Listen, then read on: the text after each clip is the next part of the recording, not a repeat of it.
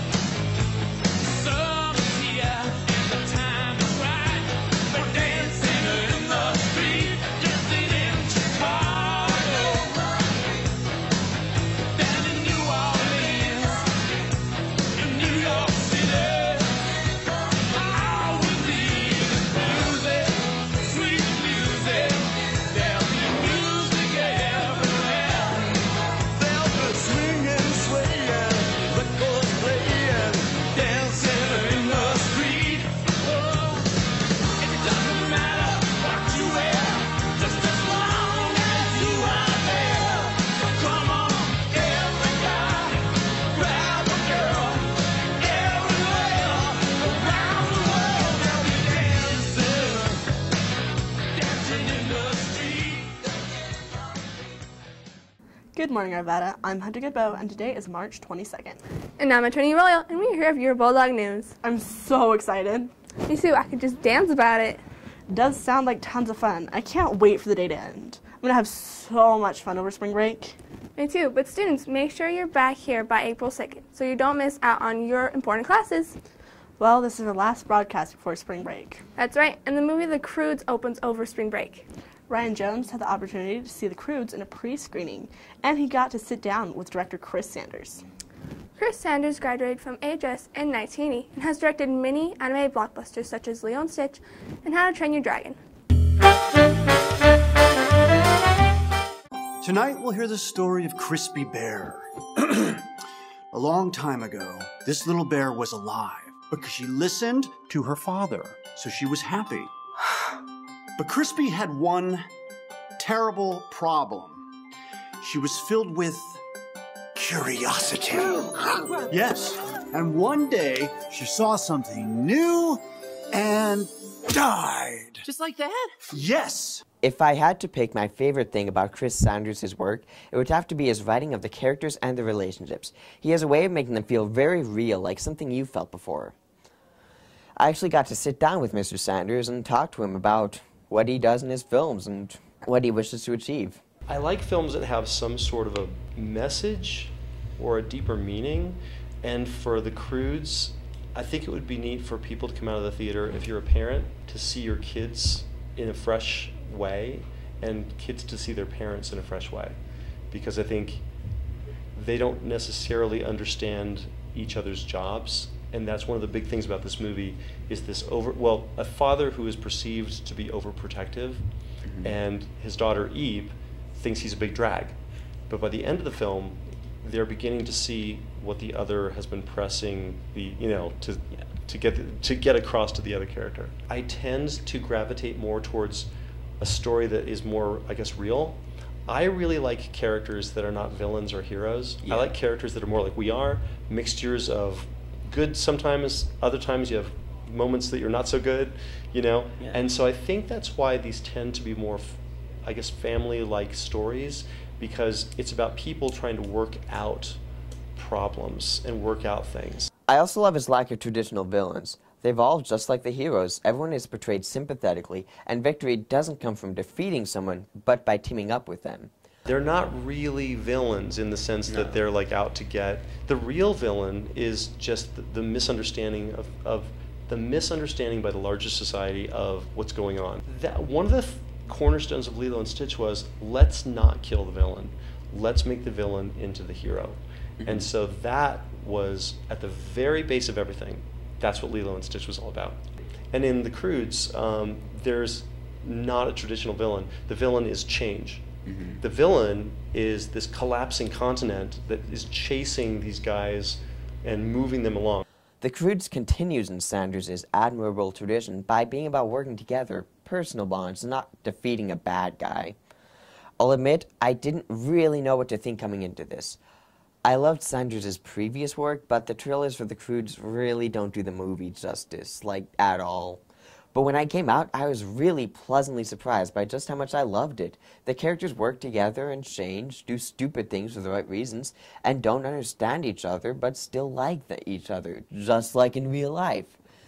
If you have any free time this spring break, I definitely recommend checking out The Croods. It's biting me! Try hiding from it in the tall, dry grass!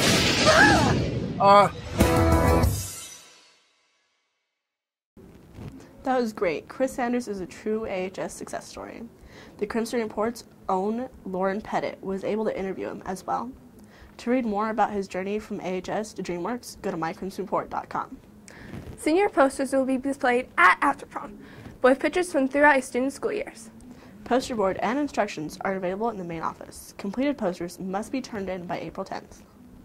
Students, if you're interested in playing football next fall, please tell your parents to plan to attend a meeting on April 10th at 6 p.m. in the library. Coach Cisneros will talk about summer schedules, football camp, parental involvement opportunities, and expectations. Going into last night's game against Inglewood, our girls varsity soccer team was undefeated. That's right, Eternity. And here to tell us about how the girls are achieving such a successful season is Brian Florence.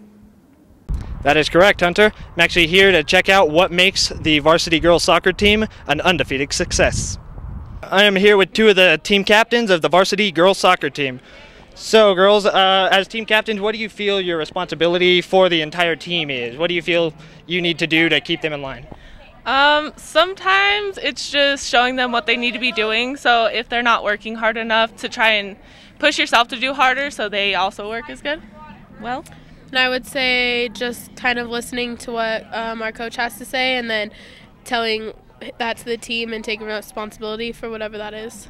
Definite traits of a leader. And also, you guys are currently undefeated. So what up to this point do you feel has been the most efficient strategy? What have you guys been doing to help your team succeed in being undefeated thus far? We've really just been working as a team and really having fun instead of like getting frustrated. Our coach preaches a whole bunch intensity, so we start off every game with a bang and don't stop until the whistle blows. Sounds excellent. Well, congratulations, girls. I hope you guys keep it up. Thank you. I'm here with varsity girls soccer coach, Mr. Detlefson, and he has led the team to this point. So far, they are undefeated. So, Mr. Detlefson, what action do you feel as a coach you have made to directly benefit the team to get to this point? I don't know if it's been me necessarily. I think the girls have put in a lot of hard work. They've put in off-season work, and we have a lot of seniors that have been playing together for 4 years, so I think that really matters. Yeah, for sure. And also, as a team, what do you feel their best strategy is, and what dynamics of the team have helped them become an undefeated team thus far? I think as a team we're doing a much better job of making short passes, playing in a short and small game, and then opening up to a long game. And that's where we're developing a lot of our goals. Our defense has been very, very good and very consistent. All right, thank you so much, and keep up the good work. Thank you. At the end of today's broadcast, we are going to update you about the status of last night's game. But until then, it looks like the team is going to continue their streak. This is Ryan Florence signing out. Back to you guys at the studio. Thank you, Ryan, and congratulations to the girls varsity soccer. Congratulations to Abby Pettit for winning Athlete of the Month for February. We're taking down a Laura to Abby receiving her reward. We are here with the February Athletes of the Month.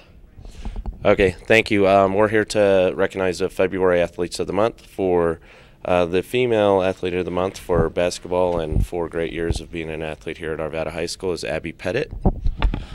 Thank you. Congratulations. Shake my hand. And what's your favorite thing about all the sports that you've played? Just all the people that I met and getting to hang out with them all the time at practices and games and stuff. Thank you. Yeah. Speaking of sports, tonight's boys' varsity baseball has a game at 4:15 p.m. against Peak to Peak here at the school. Well, that's all we have for you today, Bulldogs. I'm Antonia Bolio. And I'm Hunter Goodbow. We hope to see you back here on Friday, April 5th, with more of your Bulldog news. Have a great spring break, Arvada. Bye. Woo. It's a great day to be an Arvada Bulldog.